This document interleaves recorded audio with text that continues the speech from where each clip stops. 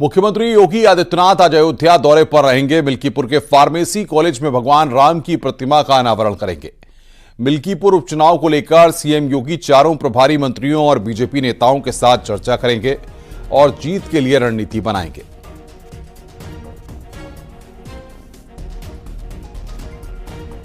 तो मिल्कीपुर उपचुनाव को लेकर यहां पर चर्चा करेंगे प्रभारी मंत्रियों के साथ। उत्तर प्रदेश के मुख्यमंत्री योगी आदित्यनाथ की चर्चा करेंगे।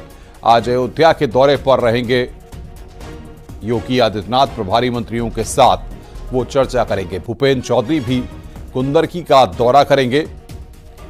तो इन सीटों पर उपचुनाव है, वो भी हम आपको बता रहे हैं किस मंत्री को क्या जिम्मेदारी यहां पर दी गई है भारतीय जनता पार्टी में, वो भी लगातार हम आपको बता रहे हैं। आज योगी का मिल्कीपुर का दौरा है।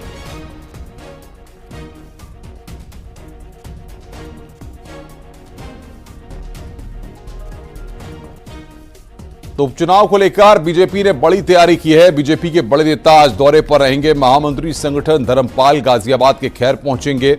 बीजेपी के प्रदेश अध्यक्ष भूपेंद्र चौधरी कुंदरकी का दौरा करेंगे। डिप्टी सीएम केशव मौर्य फूलपुर, जबकि डिप्टी सीएम ब्रजेश पाठक करहल और सीसामऊ जाएंगे। उत्तर प्रदेश में 10 सीटों पर उपचुनाव होने हैं। खबर है कि बीजेपी 9 सीटों पर चुनाव लड़ेगी। एक सीट पर आरएलडी चुनाव लड़ेगी।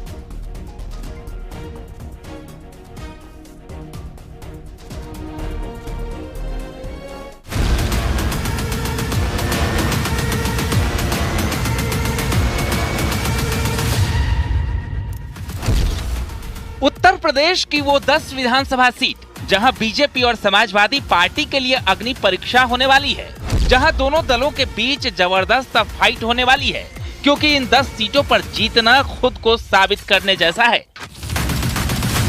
यूपी में 10 विधानसभा सीटों पर होने वाले उपचुनाव के लिए सीएम योगी ने विपक्ष के खिलाफ चक्रव्यूह की रचना की है। इस चुनाव में 100% रिजल्ट के लिए मजबूत प्लान तैयार किया गया है और उन 10 सीटों में से ज्यादा सीटों पर चुनाव लड़ने की रणनीति तैयार की गई है। दावा है कि इस उपचुनाव में बीजेपी 10 में 9 सीटों पर खुद चुनाव लड़ेगी। सिर्फ एक सीट आरएलडी के खाते में जाएगी। मझवा कटेहरी सीट बीजेपी अपने पास रखेगी। निषाद पार्टी को फिलहाल सीट नहीं मिल रही है। हालिया लोकसभा चुनाव में यूपी के 9 विधायक लोकसभा पहुंच चुके हैं। इनमें बीजेपी के 3, निषाद पार्टी और रालोद के 1-1, जबकि अखिलेश यादव सहित सपा के 4 विधायक शामिल हैं। तो वहीं कानपुर की सीसामऊ सीट सपा विधायक इरफान सोलंकी को सजा सुनाए जाने के चलते रिक्त घोषित हो चुकी है। ऐसे में 10 सीटों पर उपचुनाव होने हैं।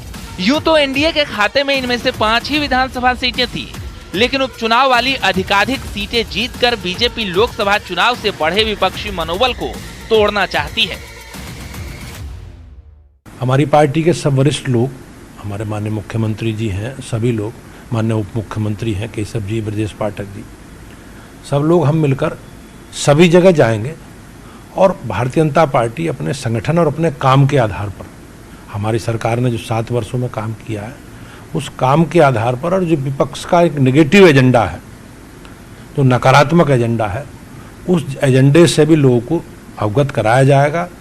समाजवादी पार्टी के कार्यकाल के 2012 से 17 तक किस प्रकार की अराजकता, गुंडागर्दी, बेईमानी, भ्रष्टाचार, और ये लोग हमेशा अपराधियों के साथ खड़े रहे। दरअसल मतदाताओं को चुनाव चिन्ह को लेकर कोई भ्रम न हो, इसलिए बीजेपी ज्यादातर सीटों पर खुद लड़ने का मन बना रही है और उसी हिसाब से पार्टी नेताओं को कमान भी सौंप दी गई है।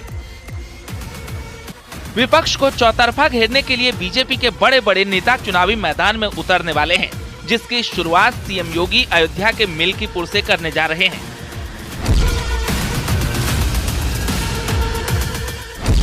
भारतीय जनता पार्टी सभी 10 सीटों को जीतने के लिए अपने सहयोगी दलों के साथ चुनाव के मैदान में है। एनडीए 10 की 10 सीटें लड़ रहा है।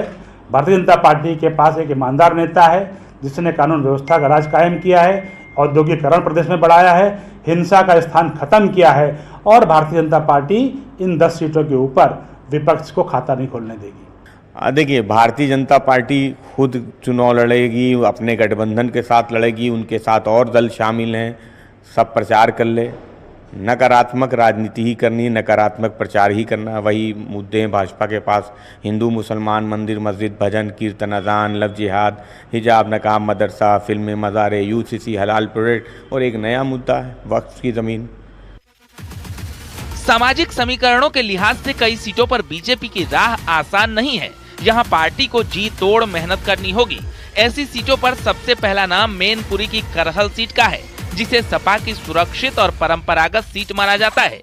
इसके अलावा कुंदर की सीतामऊ, मिल्कीपुर और कटेहरी सीटों पर भी पार्टी की राह आसान नहीं है।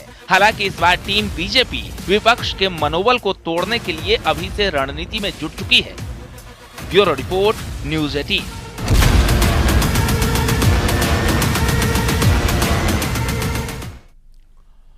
जालौन में बदमाशों के गैंग से पुलिस की मुठभेड़ हुई है। मामला कालपी कोतवाली के मंगरोल रोड का है।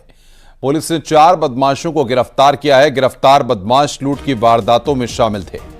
पुलिस ने बदमाशों के पास से एक पिस्टल, कारतूस, बोलेरो कार, मोटरसाइकिल को बरामद किया है।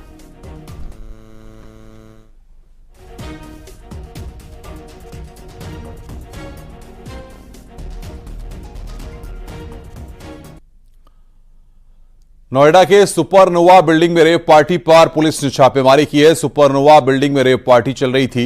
लड़के लड़कियां पार्टी कर रहे थे। लोगों की शिकायत के बाद पहुंची पुलिस। 19वें फ्लोर से नशे में बोतल फेंकने की बात भी सामने आई है। सभी को पुलिस ने हिरासत में लिया है।